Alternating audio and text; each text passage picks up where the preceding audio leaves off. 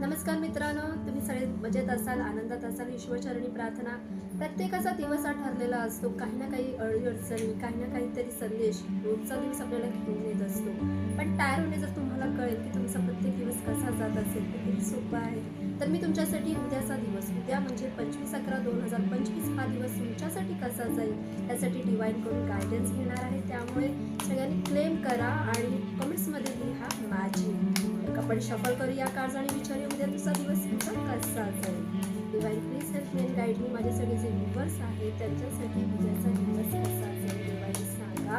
त्यांच्यासाठी काय गायडन्स आहे.